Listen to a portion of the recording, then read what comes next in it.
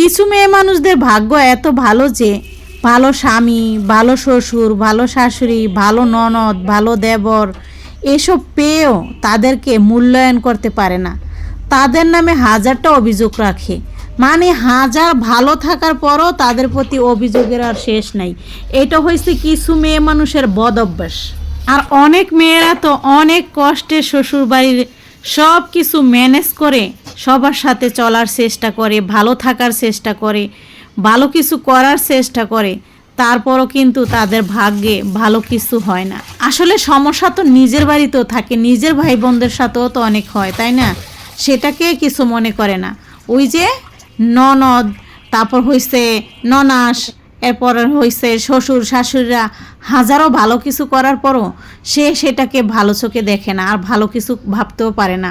ওই যে মনের ভিতরে বিষ লুকানো, একটা বার ভাবে না আরে আমার বাবার বাড়িতে আমি কী বা স্বাধীনতাটা পাইছি, হ্যাঁ, ফকিরনি ঘরে বড় ইয়া, এরপরে এই শ্বশুরবাড়িতে থাইকা ভালো, কোনো দিন ননদরা জ্বালায় না, শ্বশুর শাশুড়ি একটা ভালো কথা কয় না, এরপরও দোষের হাজারটা দোষের অভাব থাকে না। এরকম মন মানসিকতা যার থাকবো তারা এরকম বদনাম করেই বেড়াইব, আর হাজার ভালো হয়েও তাদের কাছে ভালো হইতে পারে না। ওই যে স্বভাব হইছে বড় কথা। ভুলে যায় সে কে, কারণ সে নিজের হানি 16 আনা বোঝে। আর বোঝার কারণটা কি জানেন? সে স্বামীকে নিয়ন্ত্রণে রাখছে, তার হাতে করে রাখছে। এই জন্য যেমনে না চাইব তার ফ্যামিলিকে, স্বামী কিছুই বলবে না, এই জন্য সে সব কিছু করতে পারে। এরকম মেয়ে মানুষ আছে, বুঝছেন?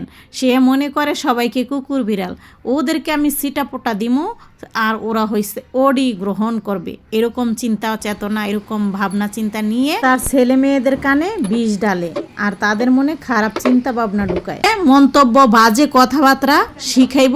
আর ফুপু, চাচা, দাদা দাদিদের মানে বদনাম ছাড়া কোনো দিন সুনাম ভালো কিছু করছে এটা কখনো বলবে না, এমন স্বভাব। আর যারা জাতের তারা হচ্ছে গা হাজার কষ্ট, শ্বশুর শাশুড়িরা হাজার কষ্ট দেওয়ার পরও তাদেরকে সম্মান দিয়ে ননদ দেবর বাসুরদের প্রতি একটা সম্মান রেখে কথাবার্তা বলে। সে ভুলে যায় সে যে শ্বশুর শাশুড়িকে দেবর বাসুরদেরকে ব্যবহার করে নিজের সন্তানগুলোকে বড় করে এখন তাদেরকে চিনে না। হাজারটা বদনাম বলবে শ্বশুরবাড়ির মানুষদের নামে সন্তানদের সাথে। এসব করে কি হয়, কি পায়, আমি সেটাই বুঝি না।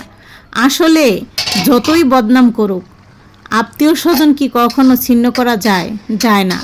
আমরা কোন মেয়ে মানুষটা শ্বশুরবাড়িতে কষ্ট না করি? অনেকেই করি, কিন্তু কিছু মানুষ আছে অযথা বদনাম করে ভালো করার পরও। আর কিছু মানুষ সত্যি সত্যি অবহেলিত, সত্যি সত্যি হাজার কষ্ট পেয়েও তারা বদনাম করে না। এটা বেশিরভাগ মানুষেরই। তো যারা ভালো তারা হচ্ছে কি শ্বশুরবাড়িতে সমস্যা হয়ে না, হাজারটা হয়, কিন্তু আমরা বদনাম করি না। এটা হয়েছে বাস্তব সত্য কথা, ওটা হয়েছে স্বভাব। আর যাদের খারাপ স্বভাব তাদেরকে হাজার ভালো রাখার চেষ্টা করার পরও শাশুড়ি দেখা গেছে ভালো মাছের পিসটা বউরে খাওয়ানোর পরও শাশুড়ির নামে বদনাম। দেবরে যদি কইছে বাইরবোর জন্য এটা করো, বার দেবররা হাজার ভালো করার পরও দেবরদের নামে হাজারটা বদনাম। আর পরে থাকলো ননদ ননসরা, ওগুলা তো মনে করেন হারা জনমও চুকি মারবো না, হারা জনমও বালামন্দ কিছু কইব না।